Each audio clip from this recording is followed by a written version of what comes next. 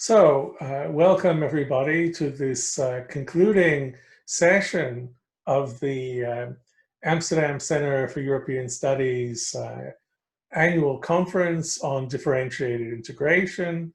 I'm Jonathan Zeitlin. I'm the academic director of the Amsterdam Center for European Studies. We have had a very lively couple of days. I know a number of you have been with us, some through thick and thin. We have discussed the theory and empirics of differentiated integration in the EU. We have discussed the politics and the preferences of publics and of governments within the EU. We've discussed the Brexit as a case of differentiated disintegration. This morning, we talked about differentiated integration and experimentalist governance in different policy fields within the EU. And this afternoon, we debated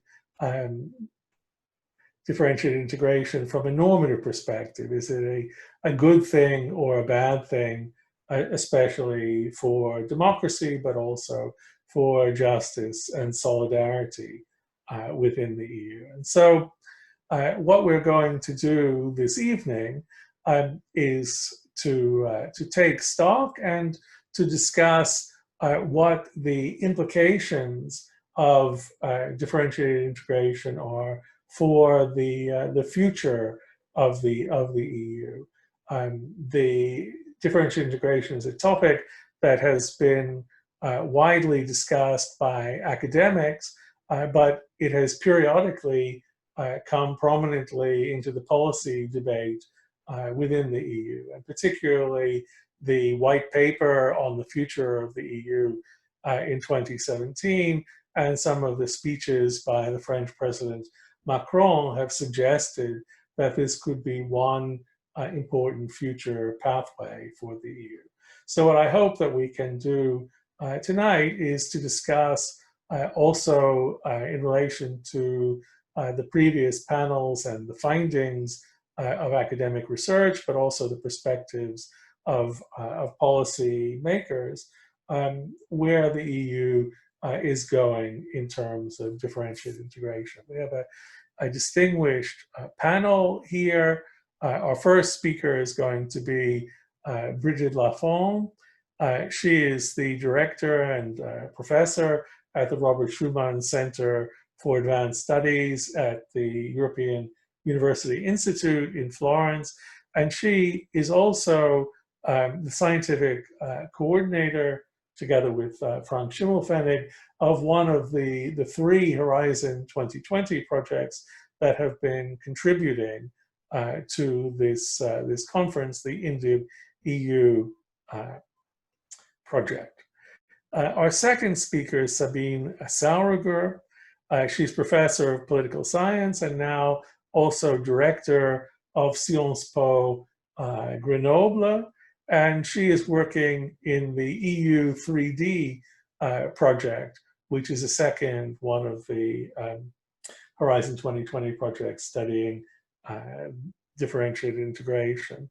And our final speaker is Ceta Noland, who is a strategic policy advisor for the European Union at the Dutch Ministry of Foreign Affairs.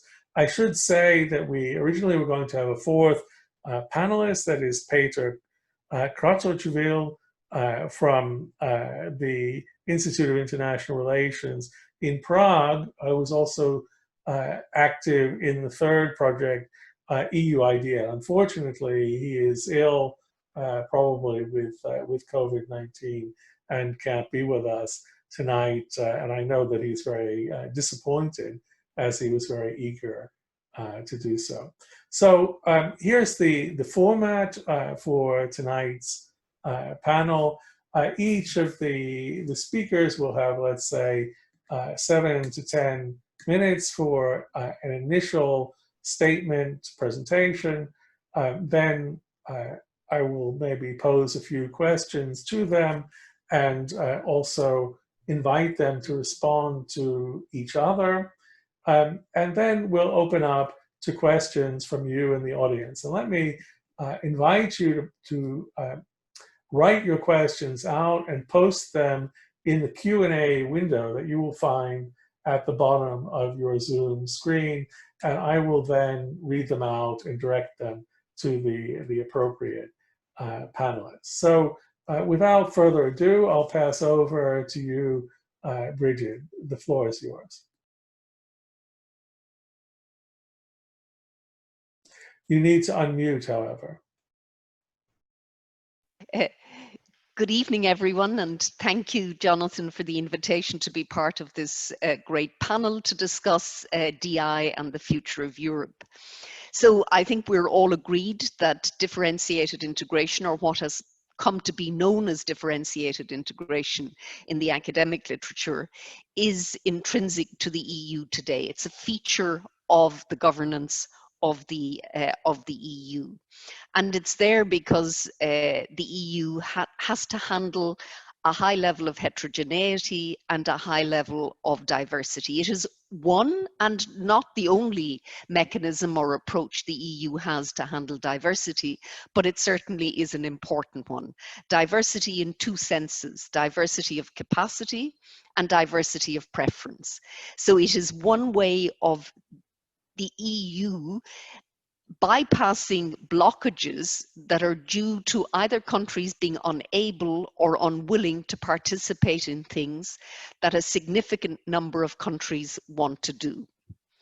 And when the future of Europe is on the table in a formal sense, when there is that periodic discussion in the EU about its future, DI has always been on the table formally since the mid-1970s, since the Timmermans report, which was the report that looked at the future of the EU after its first enlargement.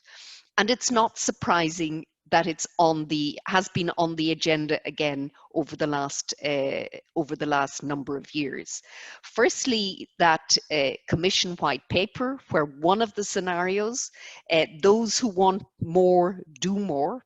That's a clear invitation for an avant-garde. Those who want to go ahead, they do more collaboratively. And this was very much in the Sorbonne speech, in Macron's Sorbonne speech. And I just want to read a little sentence from it, because it captures the essence of this avant-garde sense of the willing, wanting to go ahead. When he said, if we are to cultivate the desire to push ahead and ensure Europe's progress benefits everyone, we need to constantly accommodate the driving ambition of some while allowing others to move ahead at their own speed. In other words, that's very much a multi-speed perspective, but also that those with ambition have permission to go ahead. It's very avant-garde, it's very much coalition of the willing, and it's very much to overcome those two blockages, the unable and the unwilling. Now, had the pandemic not hit Europe over the last number of months, we would already be formally engaged, or the EU would be engaged in a conference on the future of Europe. And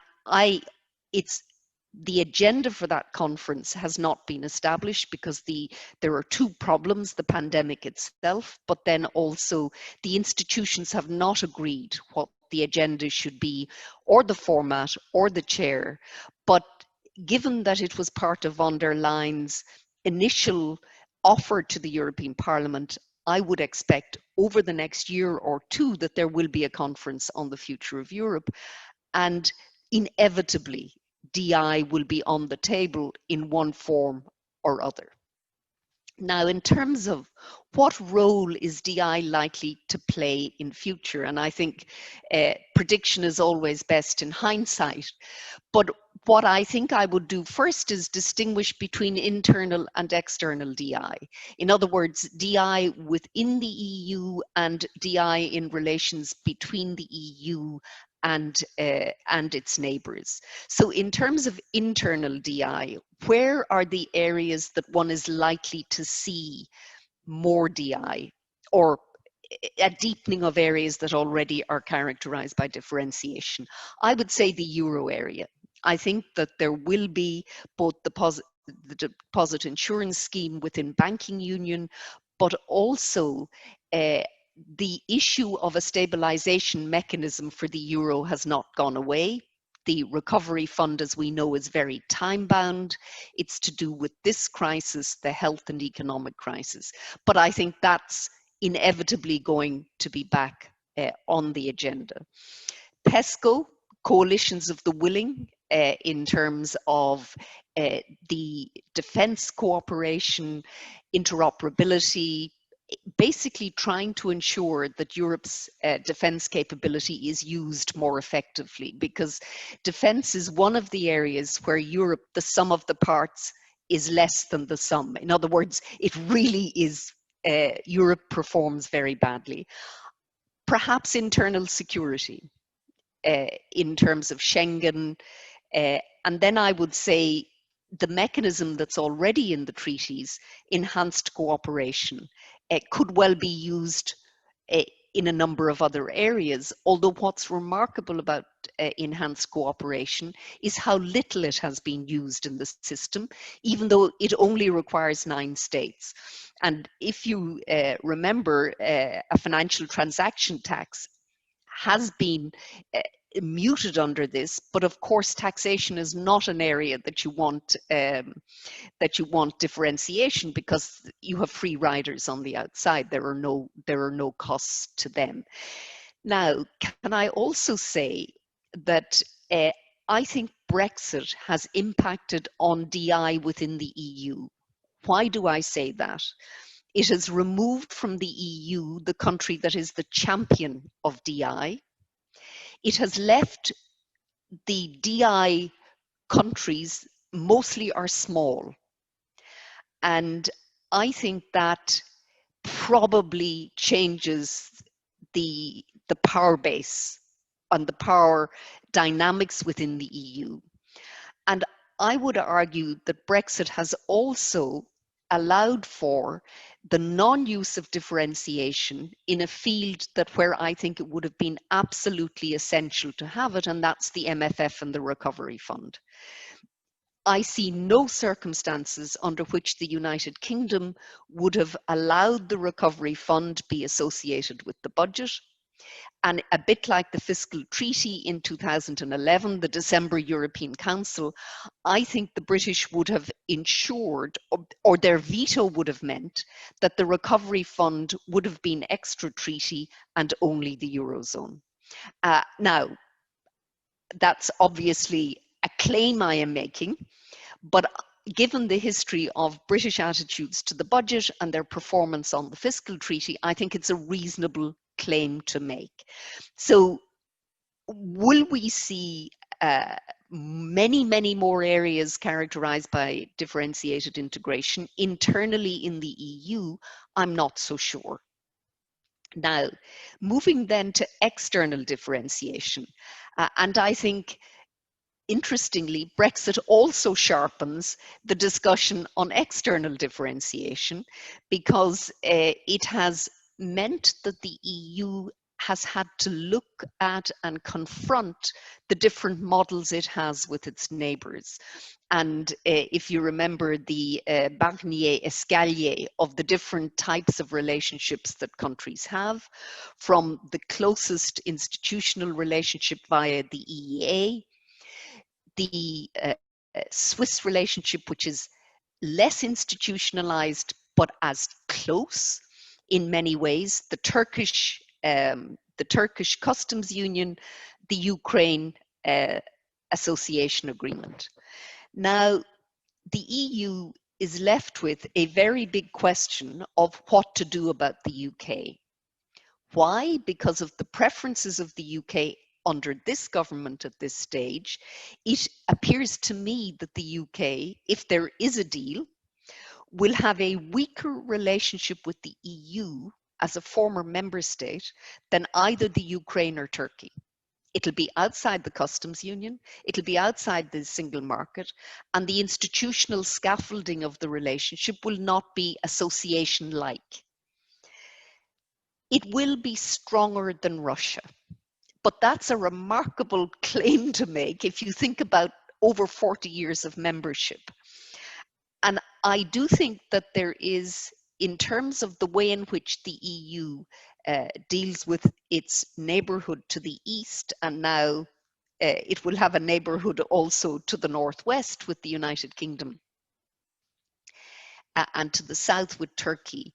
There are three large countries, Turkey, Russia, and the UK, three large countries that are potentially, what word should I use? Spoiler countries, difficult countries to handle. And they're not small. And one of the things that has characterized Brexit that the British didn't understand is that they thought their size was a strength.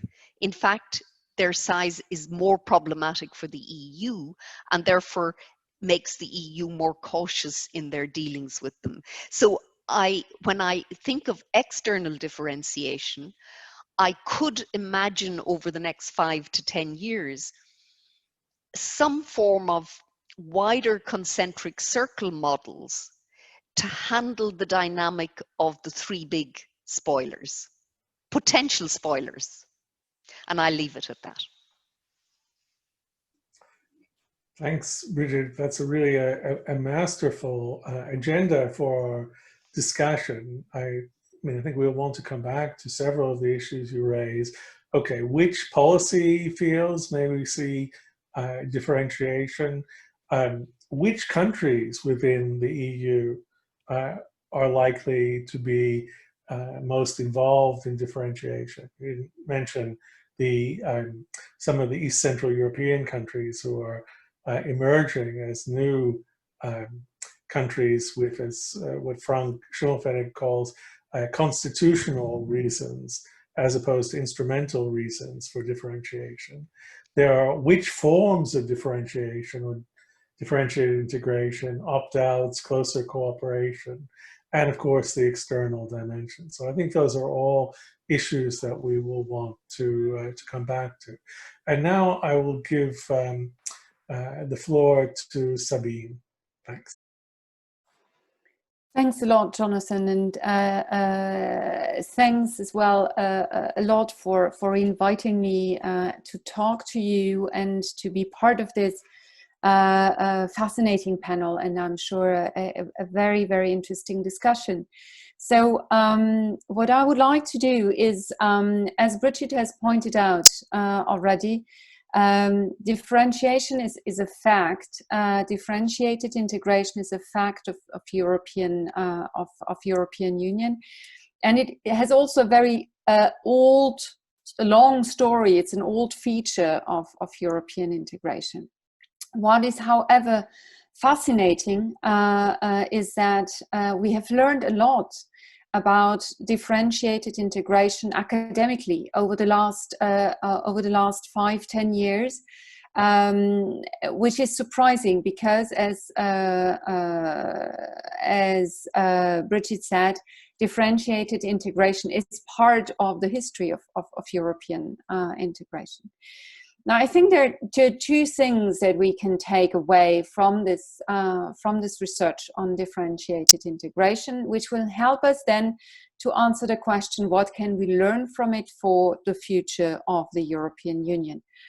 The first thing, very broadly, is that differentiation is not a uniform process in all policy fields, and it does not concern all member states. And I think this is something important to keep in mind when we talk about the future of differentiation in the European Union. It will not concern, and it did not concern in the past, all policy fields. So this is an important issue. And then I would like, as Brigid did, also insist on these two particular aspects, but perhaps from a slightly different perspective. The first aspect is the internal differentiation of the European Union. And the second aspect is, of course, the external differentiation. And I think here again, we have really learned a lot over the past years as far as external differentiation is concerned, because we really concentrated for a long time only on internal differentiation. So this is something that we really take up and really think about. So with regard, let me start with internal differentiation and then move to the external aspect.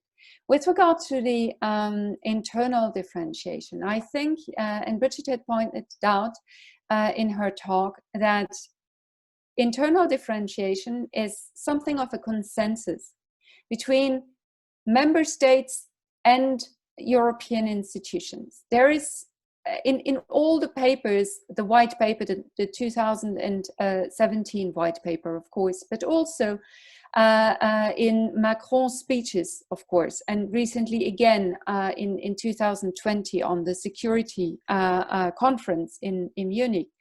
And if you look more precisely on Ursula von der Leyen's State of the Union, differentiation or differentiated integration is a baseline that all talk about. I was fascinated when reading through Ursula von der Leyen's State of the Union, which seemed a very strong speech in favor of integration. But when you look more closely, you realize that she insists tremendously on building more union together. But building more union together means more coordination. More coordination means more possibilities for member states to diverge if they want so, but they need to coordinate. For example, and this is an instance that I found particularly relevant. She insists on the rule of law, not through judicial means, but through the first annual rule of law report covering all member states. So this is something particular when you think about the criticism she was the focus of, with regard to her dealing with Hungary and Poland in particular.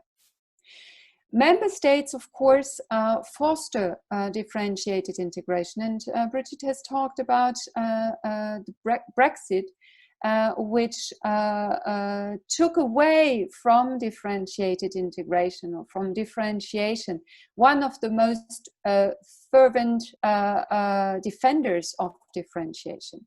But when you look at the negotiations and when you look at the Nordic Baltic Plus group in the EU, where liberal states very much carry on this wish for less European integration, I think you have an interesting situation coming up.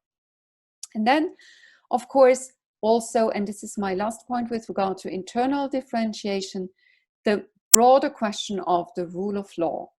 Now, I do believe that differentiation of the rule of law is a relatively problematic issue that we have to deal with in the future. It is a difficult question to know what the role and the influence of the Court of Justice of the European Union will be over the next years, if we remember that the Court of Justice is the guarantee for uniformity of the rule of law. And when we look at its rulings in a couple of fields, and not in all fields, again, I'm coming back to this idea that it's not a uniform movement in the European Union, then we realize that the court can become or has become quite cautious in some areas, in particular with regard to social rights of European citizens. So this is a very important question. Now I pass to my second and last part of external differentiation, where Brigid has already mentioned and presented the aspect of the relation between the EU and member states. I do believe that it's also an important question that we should ask ourselves when we look at the relationship between differentiation and dominance in this particular aspect, from two angles. The first one is what happens to a community when some states, the neighbors, are concerned by rules that have been decided by a community, but without including these states in the decision-making process as such. So some European EU rules apply to Norway, Switzerland, and perhaps in the future we will see to the UK or not. But they have not participated in the creating of the rules. So this is a relatively interesting question. Is there dominance that we see or not? And the second question that I'm particularly working on right now with my team in the EU 3D framework is, from a comparative perspective, is the question of the influence of external hegemons, for example, China, on the European Union. What will China do if we observe increasing differentiation of the European Union in particular policy fields such as commercial relations, external commercial relations? Is the strategy of the new Silk Road a possibility for China to influence more strongly the European Union if there is more differentiation in the European Union to be observed? Overall, what I would like to stress is that differentiation and the research on differentiation really helps us to think integration and the European Union project anew, and creates new challenges, but also is able to seize new responses to this particular field. I do believe that the future of the European integration very clearly is a differentiated integration, even stronger than it is today, in particular when we see how even European institutions such as the European Union speak about the future of European integration. Thank you. Thanks, Sabine. Quite a lot of intersection with some of the themes that Brigid raised, especially about policy fields and particular countries in the internal dimension, but also some very interesting points about external differentiation. Here one might think about the different ways in which third countries do participate in, if not in legislation or regulation per se, in the formation and implementation of EU policy frameworks.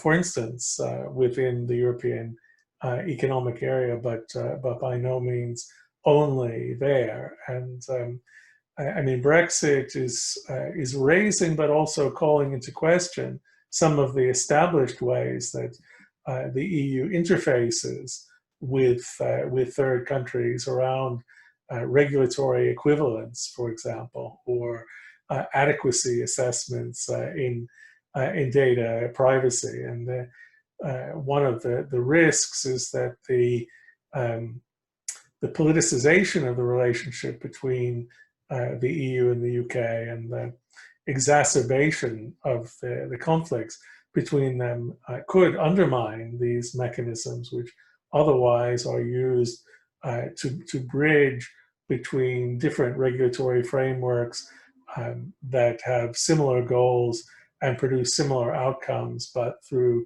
different specific means. Okay, and that's a good moment to turn to Ceta, who's dealing with these issues on more on a day-to-day basis. Thank you very much, Jonathan. I would like to give you a member state perspective on differentiated integration. I've got a PowerPoint presentation, so I will share my screen now. Let's see. Does that work? Yeah.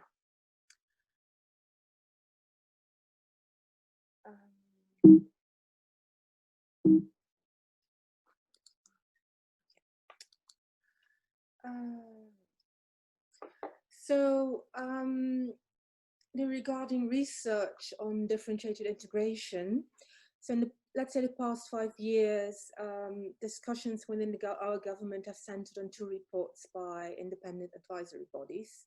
And the first is by the Advisory Council on International Affairs. That's a bit older, from 2015. And the second one is by our Scientific Council for Government Policy. The Dutch abbreviation is WRR. Both of these reports, or reports by all the advisory bodies, require a formal government reaction, which is also sent to Parliament. And based on the government's reactions, I would like to address a couple of notions and recommendations in both reports, but I will emphasize the finding of the WRR. And both reports clearly show, as has been pointed out by Brigid and Sabine as well, that differentiated integration is not a new theme in European cooperation, but a long tradition. We've got opt-ins and opt-outs, enhanced cooperation, intergovernmental cooperation, and lead groups. All of these have been discussed over the past 2 days. I'd just like to point out, because we are a member of the Benelux, that regarding lead groups, the Benelux often functions as a laboratory for Europe, and so it's a starting point for further integration in certain areas.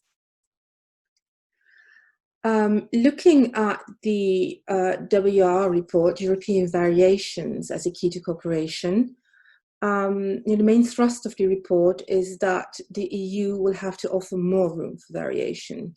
And by variation, the WR means accepting that not all tasks for which governments are responsible need to be based on the same relationship between European, national, and regional local policy, and recognizing the value of having different patterns of cooperation between the EU member states. So this is a bit broader definition than differentiated integration. That's part of it, and I think that the experimental governance that has been discussed this morning could fall within this definition of variation as well.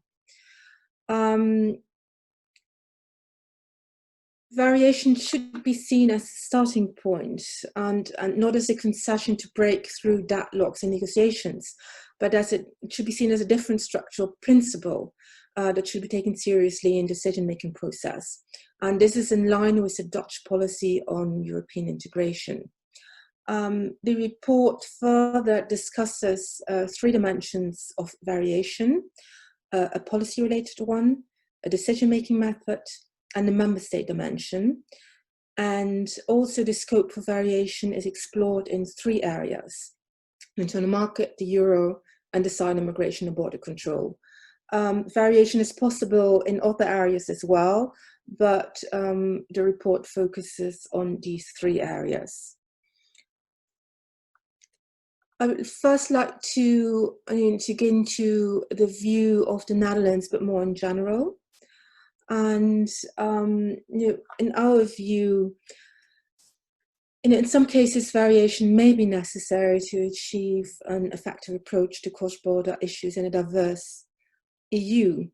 And in our view, this can also preserve or strengthen the desired unity of the EU.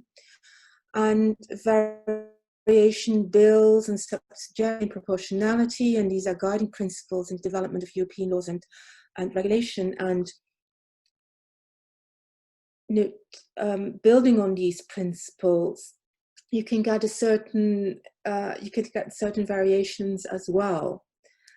And where the community approach is not effective, other forms of cooperation can be used within the scope of the treaties, like enhanced cooperation, intergovernmental cooperation. But for us, we will consider that on a case-by-case basis.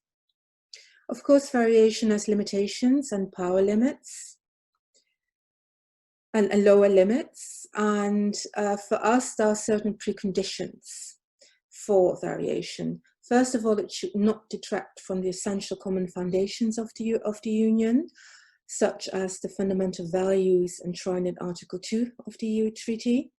Sabine has referred to that as well, and the integrity of the internal market.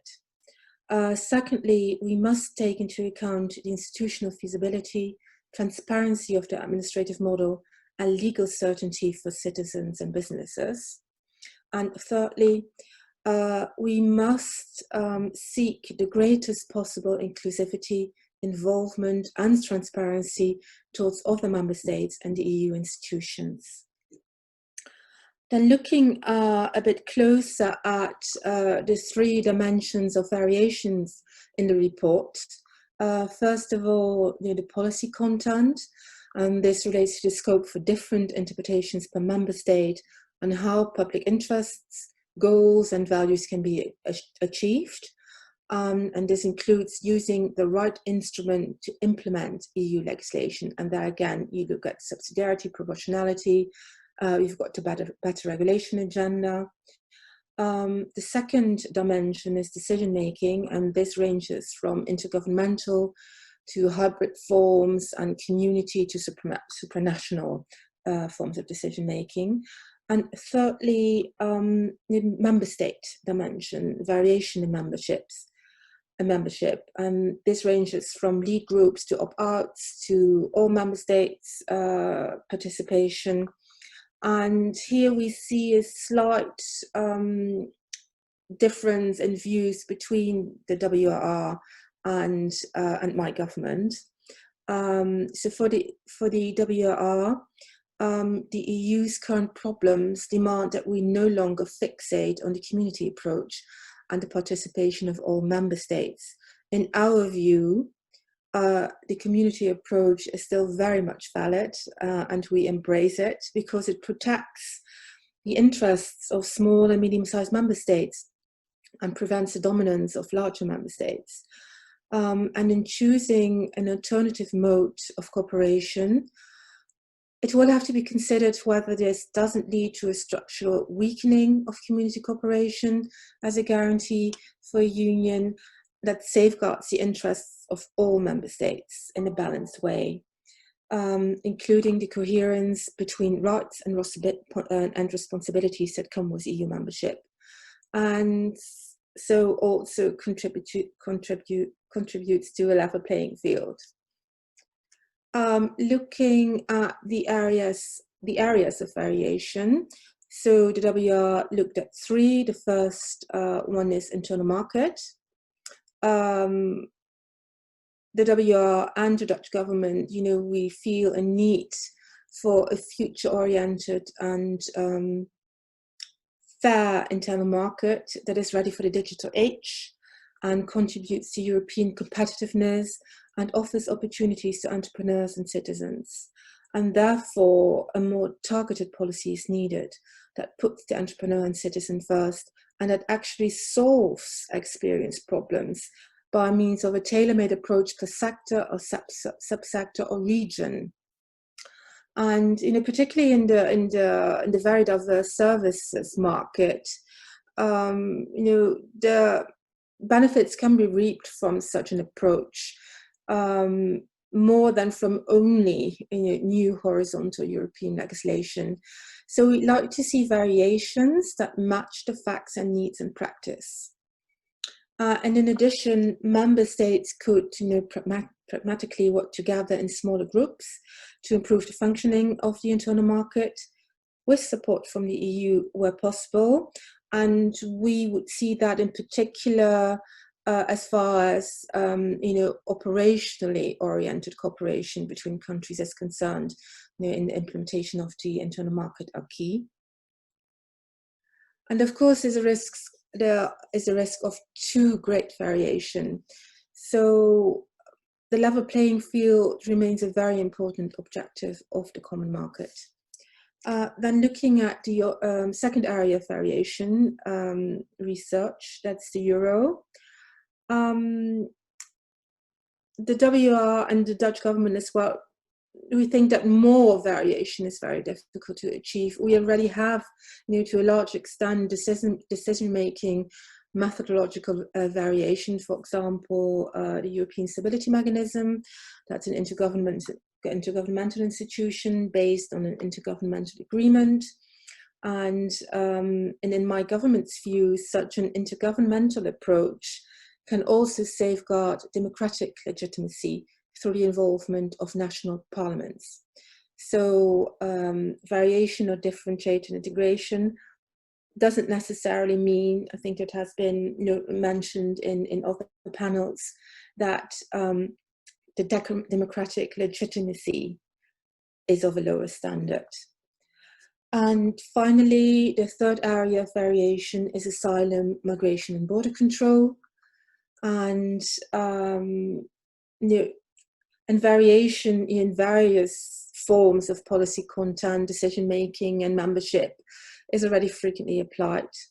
And we all know that decision making on adapting the common system to rules in this area, especially in secondary asylum legislation, is extremely difficult. And this probably will lead to a call for more variation.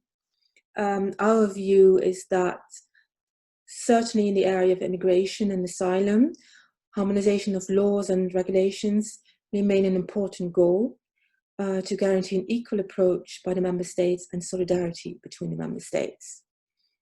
The report mentions flexible solidarity as a variation on the issue of compulsory relocation of asylum seekers within the EU. This notion of flexible solidarity is also incorporated in the new Migration Pact as presented by the Commission last week. I think it was last week. So here again, there's a slight difference, there's slightly different views of the WR and the Dutch government. The WR argues for far-reaching form of flexibility in this area, whereby member states can exchange participation in relocation with other contributions, for example, in the management of the external borders or the sharing of costs. And my government's position is that we should still aim for a structural arrangement at EU level that guarantees serious and binding results on relocation. That's our current position. Concluding, I think yesterday it was mentioned that the Netherlands as a member state is quite fond of differentiated integration, and I'd like to nuance that picture a bit. We still embrace the community method, as I said, but you do not consider differentiated integration or the broader concept of variation to be a negative thing. And in the past, league groups often acted as the driving force between union-wide integration. You think of Schengen and Prüm and the Euro. And for us, form follows content. So if we know what we want and need, we can choose the most appropriate form. And this means that variation should be an option from the outset and not the result of failing to achieve a fully harmonized solution. And we'll decide on a case-by-case basis which approach will be best. Thank you.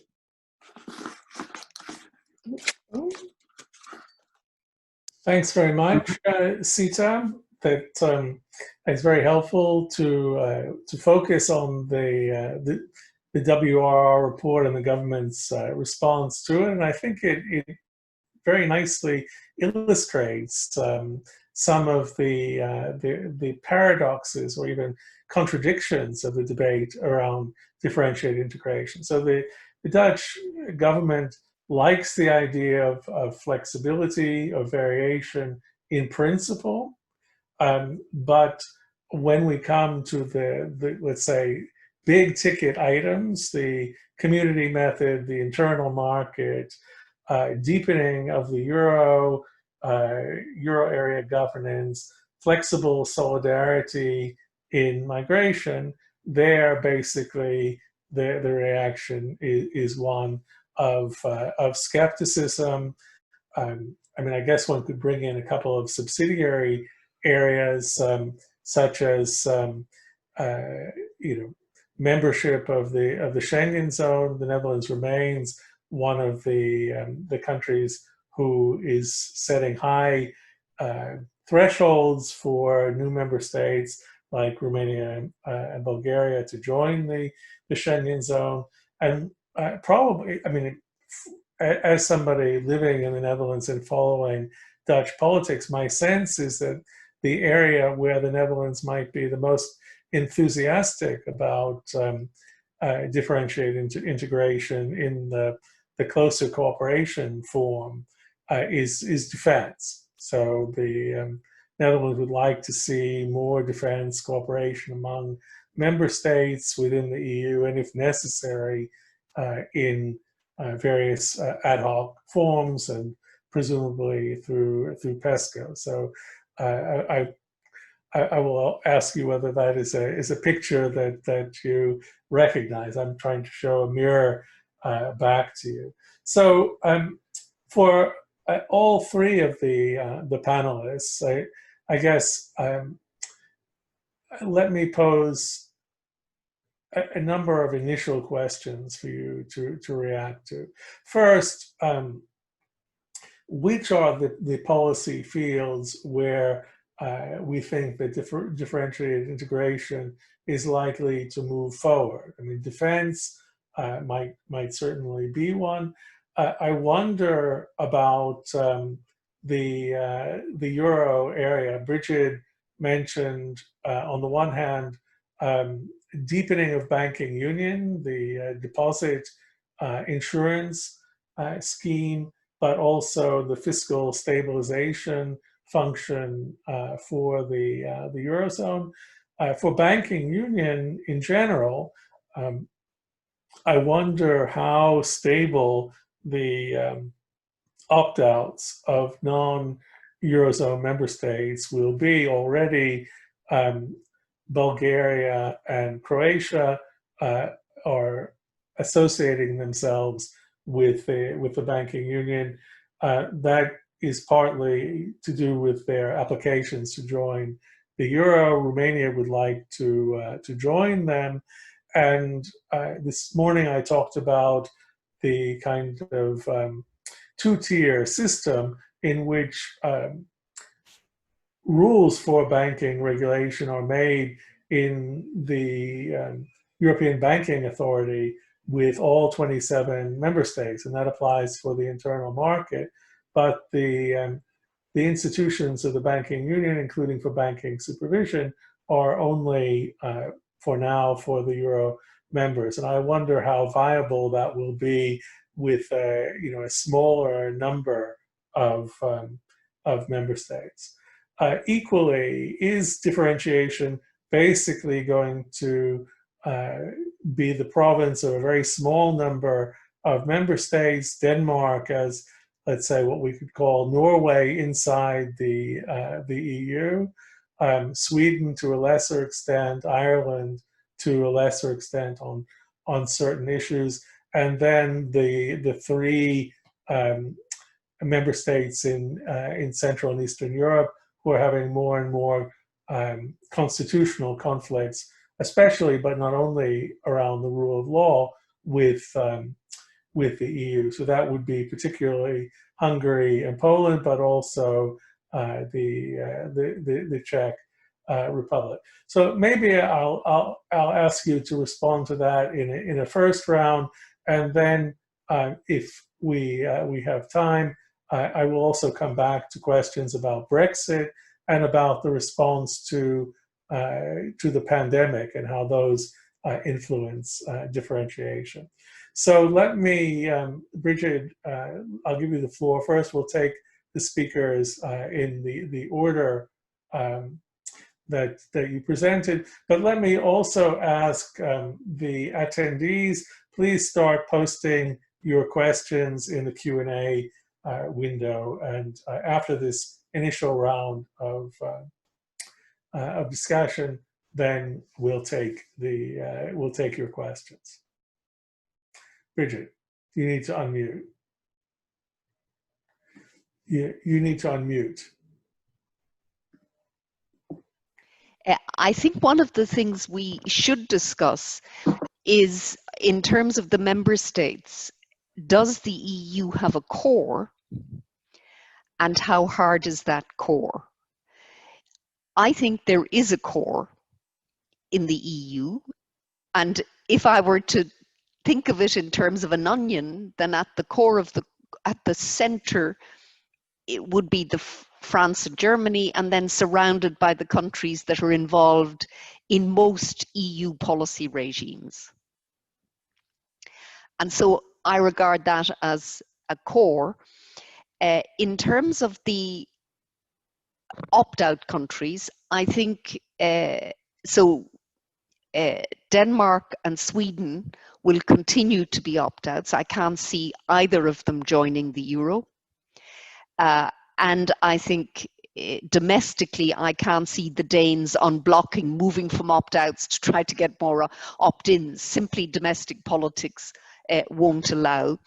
I think Ireland will simply be the one area, Schengen, because of the common travel area with the United Kingdom and Northern Ireland. But the preference of Irish governments is not to be out of most other things. And that leaves us then with the Central European states, Hungary, Poland, and you mentioned also the Czech Republic, because I think Bulgaria and Croatia would like to join the euro area. I think the others are in a different category. And there's also the potential linkage drawn now between membership of core EU regimes and not adhering to the core values of the Union.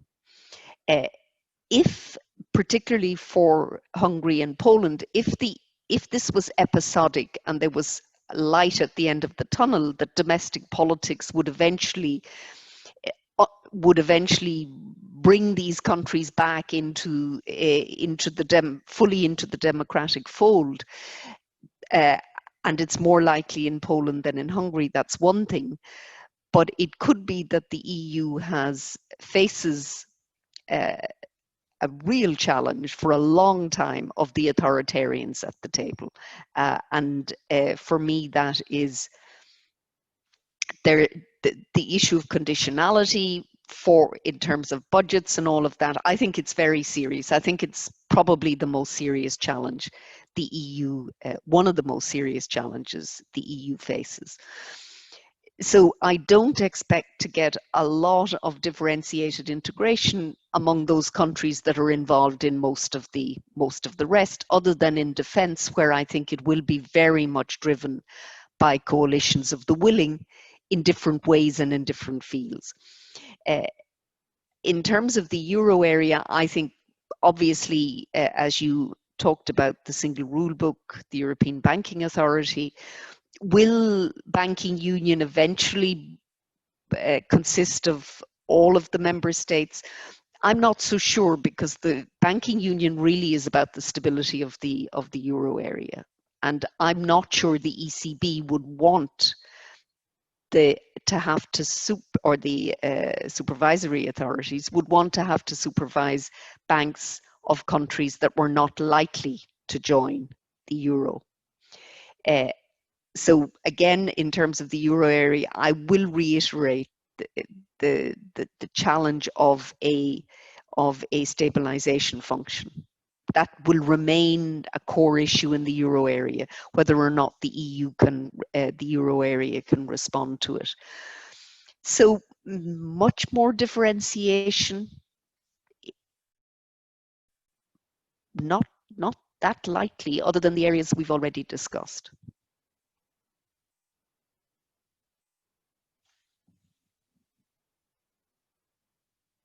You must unmute as well, Jonathan. I suppose that. Yeah, I'm just giving you the floor, but thank you. Thank you.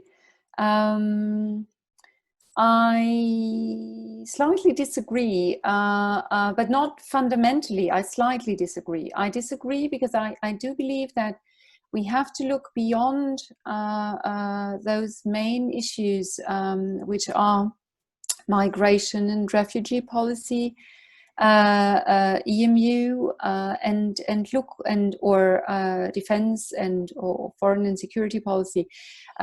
What I would like to see is where is environmental policy going? Where is agricultural policy going? What are we going to do with health policy? I see one field where I have observed a very clear movement towards more and very coherent integration without differentiated integration, which is data protection. Apparently a field where the protective feature of the European Union is very much brought forward, and there is no much criticism at the domestic level with regard to more integration. But I do believe that in those fields that we talk about a little bit less, such as agricultural policy or environmental policy, there is a movement that seems to push for coherent and systematic integration, but this also depends on the economic situation of the countries. And once they have to decide whether they are in favor of more welfare state or more environmental policy, the decision is very hard to take. And therefore, I think we might see more differentiation, as we have already seen over the last years in these policy fields. Agricultural policy is a very similar issue as well when you look at the development. So I do agree that we definitely in EMU we have the situation will remain much the same. I don't see either Denmark or Sweden join EMU, but I don't see the member states of the Eurozone increasing their differentiation. But I think we should look at other policy fields as well, how they developed over the last years. Thanks. I mean, I may ask you also to say a little bit more what you have in mind there. This morning we talked about 3 policy fields: banking regulation, electricity regulation, and GMO regulation.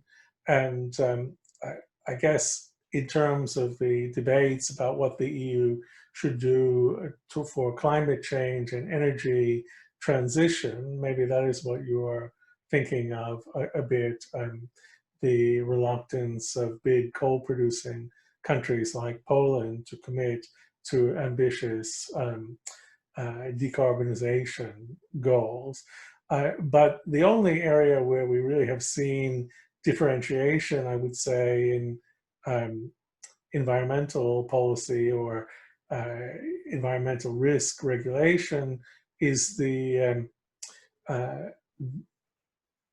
directive that allows member states to opt out from cultivation of GMOs that have been authorized at the EU level. And there we see a lot of opt-outs, but it's not clear that it is going to be a stable form of differentiation, because it's not clear that it will allow member states who want to do so to cultivate GMOs, because authorization is still blocked on new GMOs at the EU level. And it's not clear that it will remain stable in relation to new plant breeding technologies that are not GMOs as such, but have been subsumed under the GMO regime for now by decisions of the European courts. But we can come back to those issues. Ceta, over to you. Yeah, thank you, Jonathan. Well, a lot has been said already, but I agree that probably we will see a bit more differentiated integration in the defense area. The banking union and more the euro. I think in the eurozone, everything is related with EMU. I think that would be, for us, that would be, I think, quite difficult. I don't really see areas there where we could have further differentiation, and of course differentiation is more than just opt out. There are various levels of differentiation or variation, and probably a number of, it's the banking union, a number of member states, non-euro member states, will participate because they are planning or aiming to be a eurozone member, and it will be quite a small group left that are not participating because the UK is out, which was the biggest of the non-eurozone member states. And I would like to go into the question Brigid posed. Does the EU have a core, and how hard is that core? Of course, you have France and Germany. That's the axis of the EU, and if they're not aligned, not much happens within the EU. And I don't know if I would like to talk about core EU and the rest, but of course there is a large number of member states that do participate, well, in everything of the Schengen, etc., the Eurozone, and a couple of countries don't. But I don't see that as a problem, and a lot to still be done, with the EU of 27. And looking at other areas, I think I mentioned the internal market already, and especially the services market, where more differentiation, more legislative differentiation could be possible, and also working in smaller groups of countries on cooperating, looking more on the operational side. So I could see that going ahead as well. I see more forms, in more areas, having that kind of variation or that kind of differentiation, and for us, I think we will always look at it, like I said, on a case-by-case basis, where we feel variation is needed or not. And we have our preconditions, and adherence to fundamental values like the rule of law, Article 2 of the treaty, that's essential for us. So I cannot imagine any variation within the EU in that area.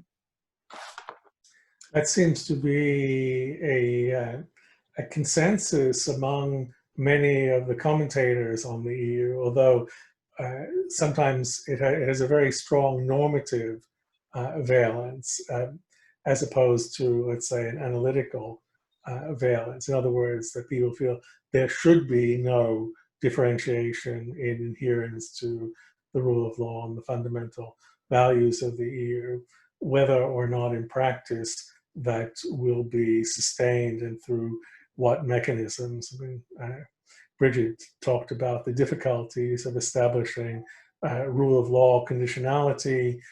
Sabine talked about difficulty about the approach of the current Commission, which is to use a kind of reporting and peer review approach as a way to deal with this. That also has been used in the past to deal with an area like corruption, which is closely linked to conditionality. I guess I would like to pose two further questions, and then we're starting to see some Q&A from the audience, and I will take those in a moment. And I encourage in the meantime other people to put their questions forward. So my two further questions for you as the panelists. One has to do with Brexit. Is Brexit, let's say, really a turning point because it removes the largest, most vigorous or aggressive proponent of differentiated integration from the internal policy making of the EU, and puts it instead outside the EU in negotiating external differentiation. I'm sure Brigid is right in what she said earlier, that the pandemic recovery fund couldn't have been agreed in its current form, linked to the EU budget, if Britain were still at the table. So is that a fundamental difference? And then secondly, what do we think the longer term effects of the pandemic crisis itself will be? I mean, one could argue, I mean, there are basically two lines. One is that the measures that have been taken are temporary, and of course that is very much the position of the Dutch government and the Dutch parliament, that they should not be seen as a precedent for the future. But of course, in some respects, inevitably they are. For example, the fact that there will be lots of bonds out there, which is borrowing by the EU on the capital markets, and which will create, at least for a time, a single safe European asset, which may help to transform the financial markets in the EU. So, and in health as well, we might say that although decisions haven't really been taken, there is a big impetus to new integration at the EU level. And I guess, I mean, I've been struck in the past few years that there are a number of issues which started out as being posed as issues for the Eurozone alone, which have wound up being EU 27 solutions. Let me take one simpler, I mean, perhaps it's not that consequential, but for the European Pillar of Social Rights, which I do think is a very important framework for EU social and employment policy going forward. Originally, that came forward as part of the deepening EMU agenda. It was part of trying to give a more social, strengthen the social dimension of EMU. But relatively quickly, it turned out to be something for the whole of the EU 27, not something that is very specifically for the Eurozone. And similarly, with the pandemic response, the first approach was to focus on using the European Stability Mechanism, and that has turned out not to be really acceptable to some member states, and instead we have an EU 27 recovery fund, which may have, as I've suggested, broader impacts on fiscal and financial policy in the EU. So, what do we think will be the longer term effects of the pandemic on this tension between including all member states in a common framework or focusing on some member states, in this case, particularly within the Eurozone? And again, I'll give each of you a chance to respond, and then I have two questions from the audience, and we'll try to take those questions. So, Brigid, you have to unmute.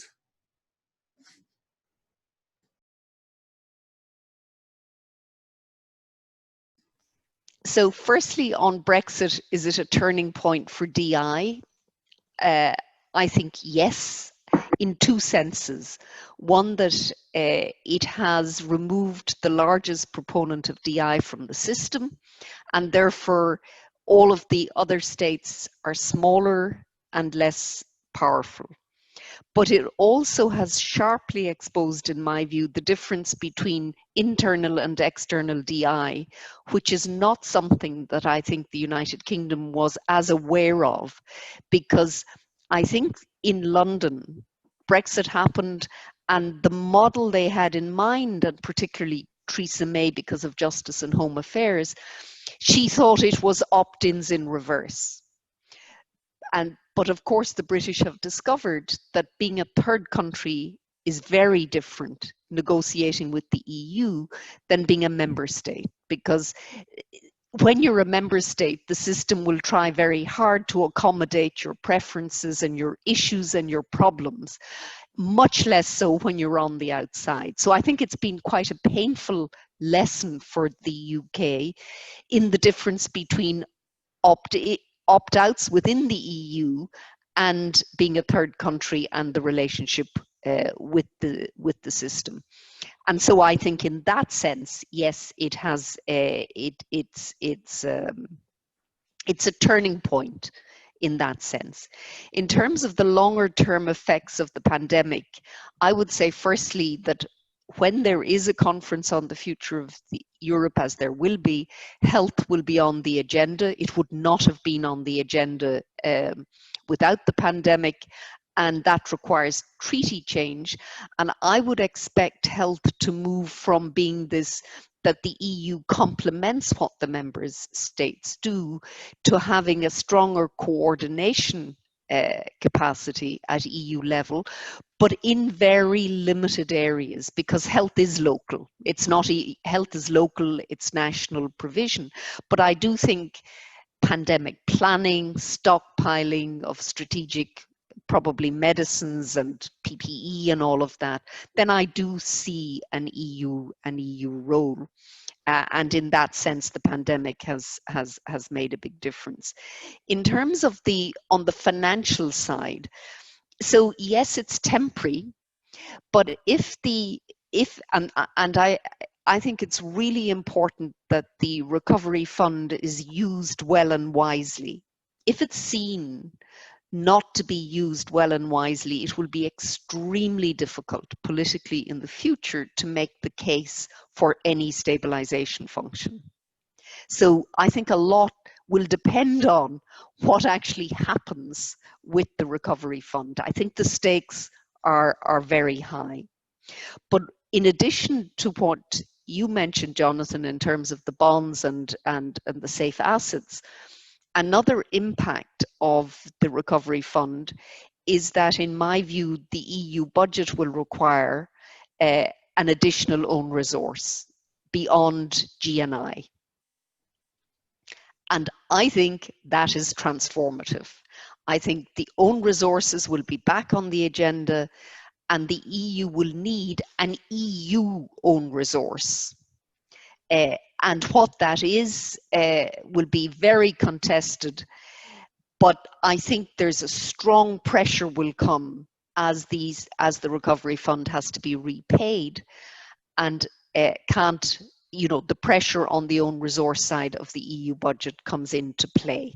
So I think it's not a Hamilton moment, but it is a very significant shift on the budgetary politics of the EU. And I know that this will be extremely bad news in the Netherlands, but that's get ready for the roller coaster, because it's not going to be avoided.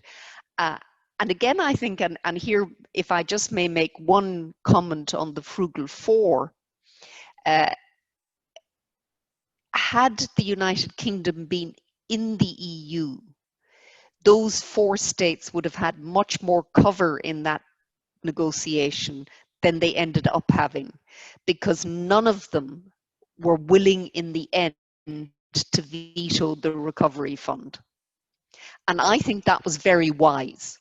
I think it would have been extremely difficult for the 4 countries concerned, and particularly for the 2 Eurozone countries, the Netherlands and Finland, to have vetoed the recovery fund. I think it would have rebounded on them in terms of their standing in the system in quite serious ways.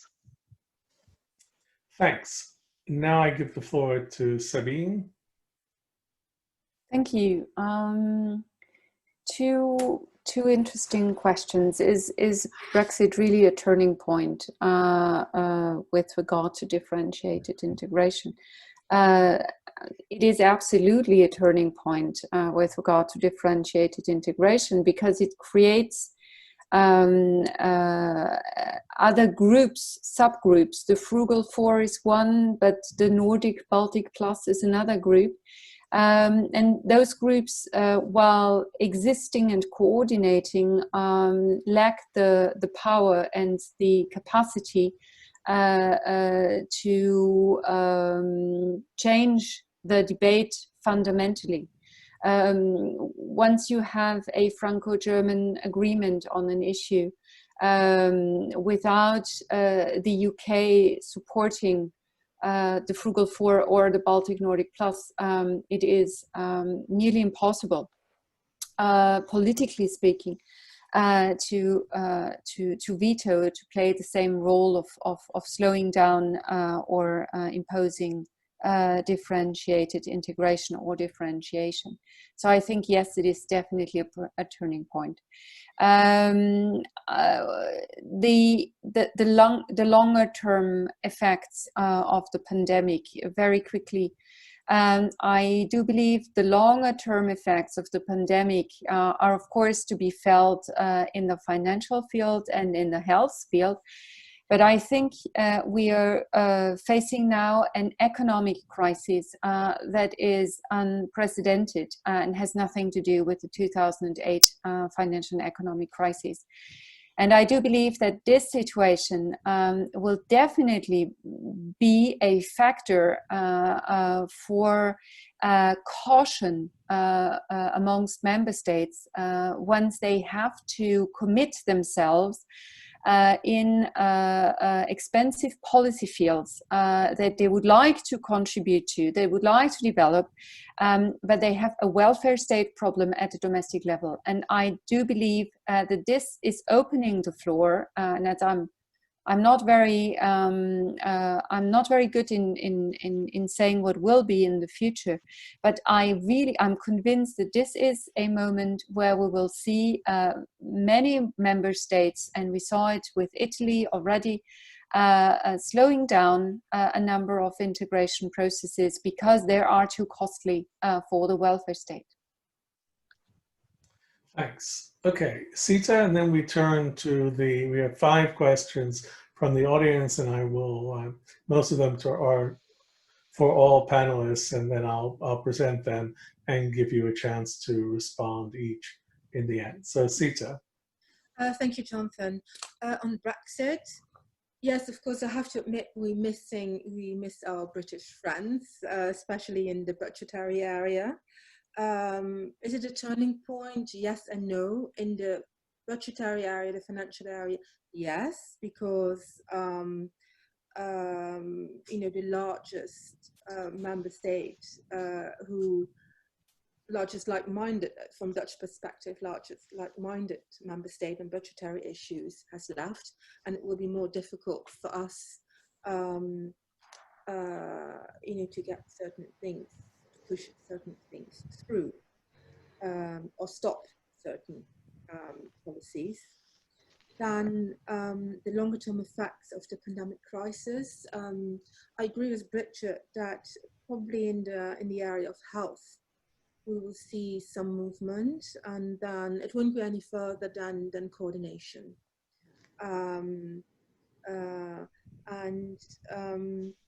And then, like Sabine said, the socioeconomic effects of the pandemic, the economic crisis we are in, the budgetary restraints, of course, that will have an effect on what we can do and which financial means will be available for certain initiatives. EU initiatives.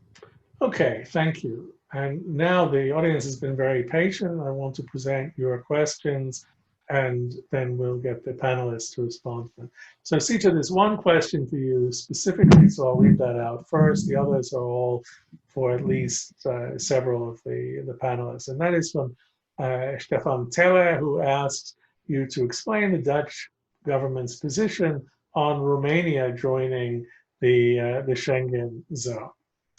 Okay, but you can add that to your list of things that you want to take up in the final round. Okay, so Patricia Dąbrowska-Klozinska asks, what developments or issues do any, if any, do you, the panelists, foresee with regard to energy policy, including energy security and solidarity in the context of debated these debated issues? Will we see differentiation or divisions among member states, perhaps going to slow down movements around energy security and solidarity? From Yasid, he says, the speakers talked about the implications of DI on the EU internal and external levels. But he asks, how will this impact the EU as an actor on the international scene where it is facing more and more challenges? I mean, that links up perhaps to the point that Sabine raised about China in relation to the research she's doing within the Horizon 2020 project. Irene Boggio says the discussion centered on the possibility of an increase in differentiation in European integration in the future. And she asks how the panelists evaluate normatively a scenario of increased differentiation, also taking into consideration the long-term consequences that could generate for the EU. I have two more questions. One from Alexander Schilling, which I think develops in some of the same directions. He says, when talking about differentiated integration EMU, I'm wondering to what extent we can remain thinking in the established categories of Euro insiders and outsiders. He points out that in the negotiations on the recovery fund, the main line of conflict was not between Euro members and non-Euro members, but cut across these categories, with the Netherlands and Austria being among the most prominent frugals and linking up with Denmark and Sweden, and to a lesser extent, Finland. And he says, isn't it likely that these lines of conflict within the Euro area will reappear when it comes to talks about some kind of Euro budget? Perhaps Brigid and Sabine could reflect on that. And this also raises the question to Ceta, whether the Dutch skepticism on more differentiation in the Euro is not rather based on a Dutch skepticism to more integration in the Euro area. Indeed, that is more or less my comment on the Dutch government's response to the VRR report there. And finally, from Ralph Drachenberg on defense. In the 2017 European Council Leaders Agenda, he says, as part of this new working method, Tusk announced the aim will be to break any deadlock. If the first discussion doesn't succeed, we'll need to decide whether to make another attempt to solve the issue, or if the only way forward is enhanced cooperation among the willing countries as provided for by the treaties. But have we seen any real enhanced cooperation apart from PESCO since that document was drafted? And that is a point, I can't remember whether it was Brigid or Sabine mentioned, is that in a way, the most surprising thing about enhanced cooperation. It's been around for a long time, but there is so little of it. So I'll let each of you respond. And again, actually, maybe we'll go in the reverse order this time. So Ceta, I'll let you go first, then Sabine, and Brigid, you can have the last word. Thank you, Jonathan. I will start with the first question on Romania joining Schengen and the Dutch government's position. There are certain conditions to be met in order to be eligible to join Schengen. And if these threshold of these conditions aren't met, we will not say yes to an application. So, I mean, it's quite simple, I think. The clear conditions, if they have been met, you're welcome to join. If not, then there's still work to do. Then, although, of course, one could ask, I mean, most of the other member states in Schengen think Romania has met the conditions. The Netherlands is one of, I can't remember, it's one or two member states that that does not think Romania has met the conditions. well, of course, we all make our own assessment, and for now, that's a Dutch assessment. It's up to each country to make its own assessment, in my view, and it could change, but in our view, there's still certain conditions that aren't met. Then I'm just looking at the Q&A and going that order. Let's see, there was that. I mean, there was the as acts on the international scene. How does differentiated integration impact, the EU? I think probably that question then is based on the assumption that differentiated integration will weaken the EU, and that's not our perception. In lots of instances, differentiated integration can strengthen the unity of the EU, and that will make it a more powerful player on the international scene. Of course, there are in the external field, if you look at differentiated integration, there's still, I think there's still, that's a bit different than internal differentiated integration. And you referred to the role of China, or someone from the audience that referred to the role of China, but that's not really a matter of differentiated integration. At the moment, we don't really have an EU-China policy because of the various relations between member states, between individual member states and China, which differ, this relationship differs across the EU. So that's not really a matter of differentiated integration. I wouldn't classify it as that. And then the Dutch skepticism on, I think that was the last question. Oh yeah, on the differentiation in the euro area, if that's not rather based on a Dutch skepticism to more integration in the Eurozone. There has been a lot of integration in the Eurozone, and we have gladly participated in furthering integration in the Eurozone. Looking at certain areas that have also been mentioned in the WR report, going further, we see first that would be very difficult, looking as well at the preconditions for variations we have set, to see how you can have more variation there. And so maybe, and skepticism to more integration, I wouldn't call it skepticism. Of course, we are not very fond of certain proposals, but that has to do with everything related to a transfer union.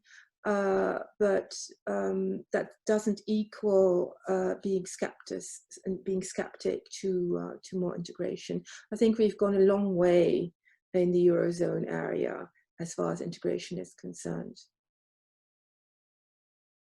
Thank you. Sabine. Thank you for those questions. I would like to pick up three in particular. The first one referring to the impact of differentiated integration on the role of the EU in the global system. Now, of course, you can argue that some areas, when they're more differentiated, strengthen the position of the EU in general. However, most of the studies on this issue show that, in particular with regard to external relations, external commercial policy and foreign and security policy, the more differentiated, the freer the member states to decide on their own, the higher the probability that external powers can divide and conquer to a certain extent, if you allow me to use this term. And this is this can be seen in some areas, as I have mentioned earlier. China's role in particular in Central and Eastern Europe. We had also, for a time being, the position of the United States with regard to the European Union and fostering in particular the positions of Central and Eastern Europe. This was a couple of years ago. Poland was particularly considered by the US government for a time, defending its wish to for independent action, and I think these things show, and when you're differentiated internally as a regional organization, external hegemons have a higher probability to influence policy. Now, from a normative point of view, I would say the differentiation can be both positive and negative. Positive, of course, if it allows to continue coordinating instead of stopping all cooperation and coordination. So this is a positive point of view. But as I've already mentioned, the question of the rule of law in the European Union is definitely one where differentiation is a normative problem, and a big normative problem, in the sense that if you don't share the common values any longer, every structure, every cooperation becomes very complicated. And the last point is the enhanced cooperation. Why is there so little of it? My hypothesis would be that we definitely have to look at the domestic level and to see the development of the public mood with regard to European integration. And we know that from Eurobarometer polls and other polls that in the field of PESCO, the domestic citizens, or not domestic citizens, but citizens are relatively positively inclined, whereas in other fields, or the same thing is true for data protection, where we don't have enhanced cooperation, where we have integration, but other fields are more criticized, and therefore enhanced cooperation is complicated to realize, because there must be a positive movement to more integration. Thanks, Sabine. Okay, Brigid, the final word is yours. I hope maybe you can also say something about Alexander Schillen's question about the Frugal Four as a cross-Eurozone in-out alliance, which is an interesting point, I think.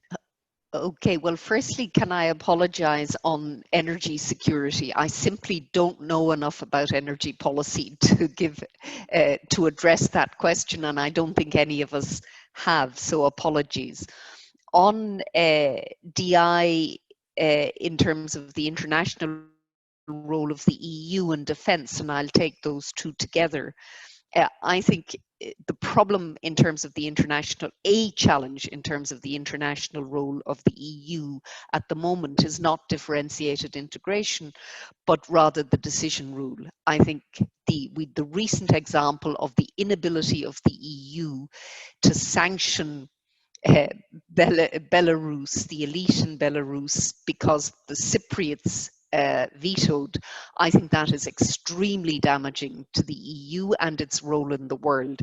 And I think a decision rule on issues like that, where consensus -1 or 2 would be a very good way forward. In other words, you look for a very high level of consensus. I don't think you need qualified majority voting, but one state should not be capable of preventing the EU responding to what is a major international challenge.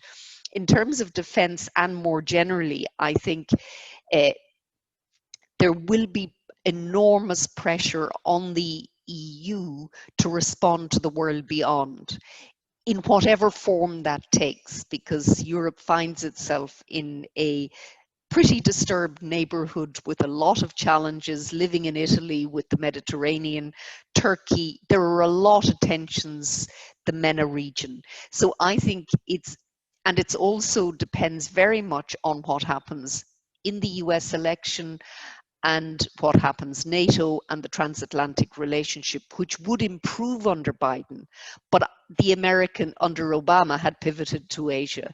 So I think there will be enormous pressure on the EU over the next 5 to 10 years to collaborate more on its own security. What form that takes is very unclear to me, but it's not going away.